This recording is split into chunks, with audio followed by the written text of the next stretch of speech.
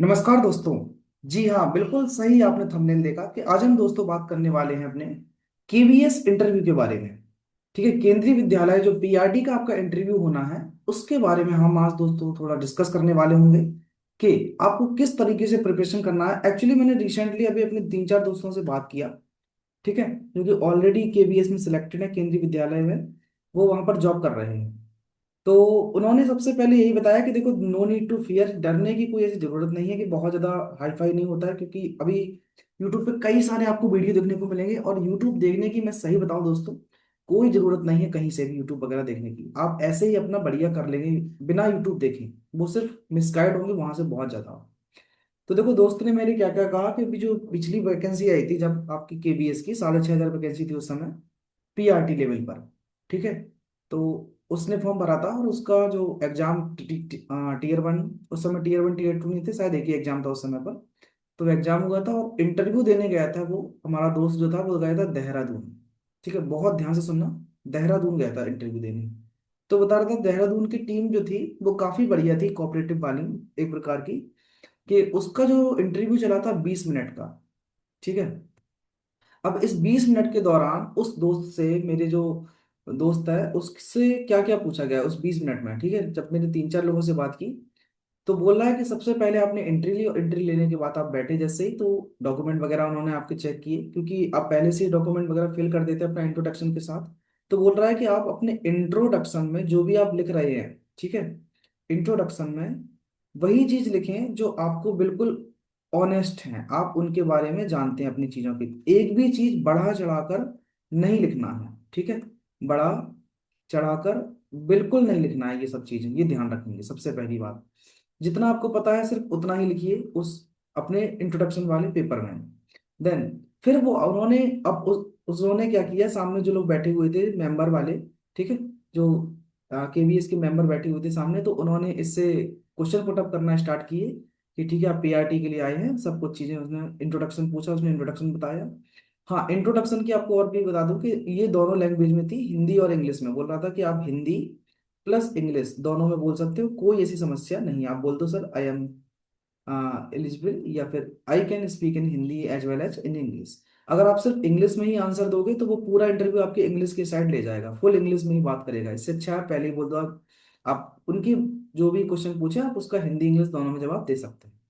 ठीक है, देन उन्होंने कहा कि आप जो प्रिपेयर करके आए हो, क्योंकि देखो इंटरव्यू एक तो आपका डेमो पार्ट होगा, इसमें 30 मार्क्स मिलते हैं जिसमें डेमो पार्ट होता है। ठीक है, दूसरा आपकी एक्टिविटी बेस पर होता है कि आपका पूरा जो प्रीफरेंस है, आपका बोलने का तरीका, ठीक है, आपको वो देखा जाएगा, मतलब आपका करेक्टर एक प्रकार का। ठीक है, ये सब चेक किया जाता है।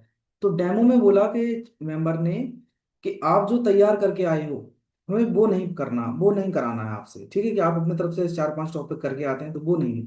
तो उन्होंने उससे कहा कि आप ऐसा करिए कि आप एक टॉपिक में हम लोग दे रहे हैं, आप उसको एक्सप्लेन करके दिखाओ। तो उन्होंने कहा आप मुझे ट्री के बारे में बताएं, ठीक है, ट्री प्लांट के बारे में या ट्री के बारे में।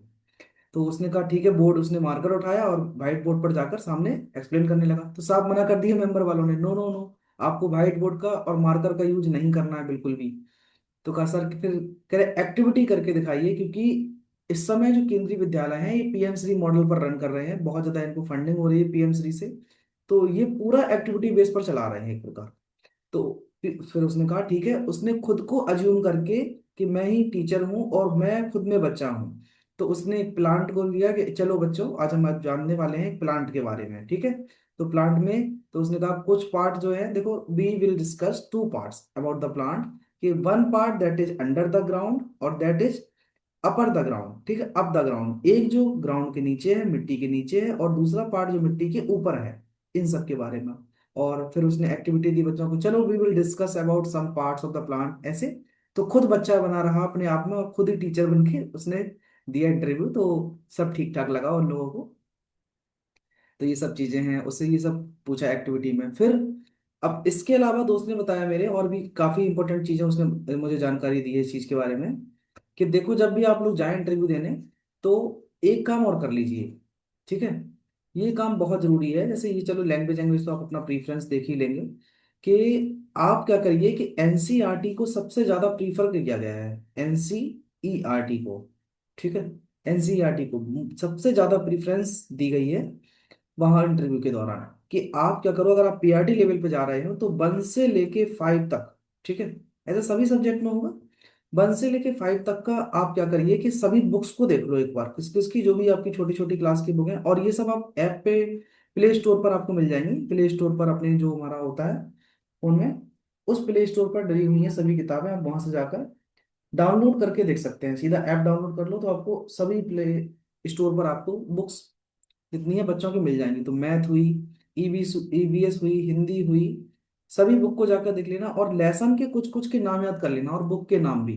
तो बोल रहा था वो कि बुक का नेम, एक तो बुक का नेम याद कर लेना, ठीक है, और उसके बाद कुछ लेसन का नाम, जैसे हल्का फुल्का जितना आपको याद रहा है उतना अपने तरफ से।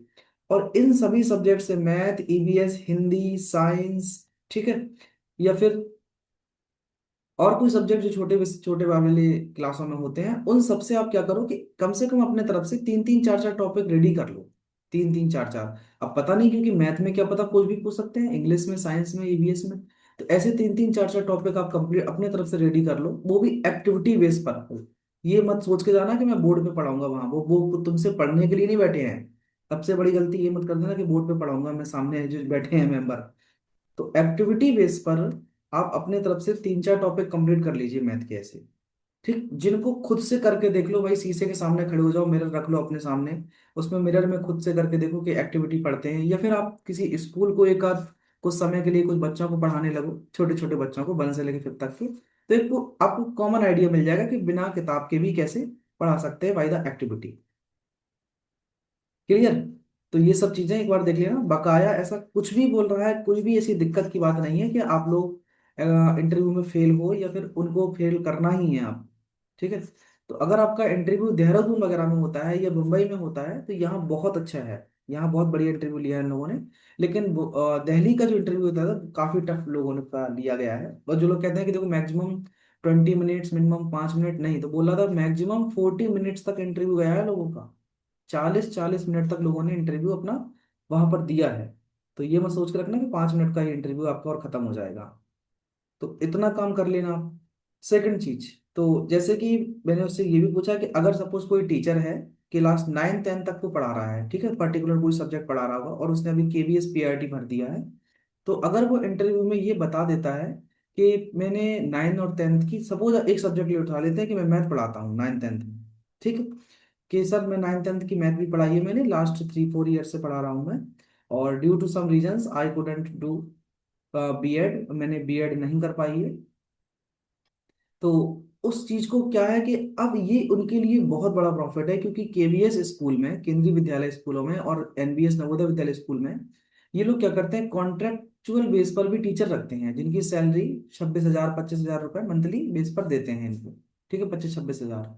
तो देख रहे हैं कि आप भले ही पीआरटी टीचर बन के जा रहे हो, आप पीआरटी टीचर बन के जा रहे हैं केवीएस में, लेकिन आपके लिए प्लस पॉइंट बहुत अच्छा है कि आप 9 10 के मैथ पढ़ाते हैं। तो वो कहेंगे ठीक है, हम पीआरटी पे तो किसी भी टीचर को रख लेंगे 25 26 हजार रुपए में, लेकिन हमें इस टीचर से जो पीआरटी लेवल पे आ रहा है, इससे एक फायदा अच्छी मिलेगी कि ये मैं उसको अपर क्लास में भी भेज सकता हूँ 9 10 की सब्जेक्ट पढ़ाने के लिए। सपोज आप मैथ के हो, इंग्लिश के हो, ऐसे कई सारे हमारे भाइयों बहनों, भैया बहन होंगे।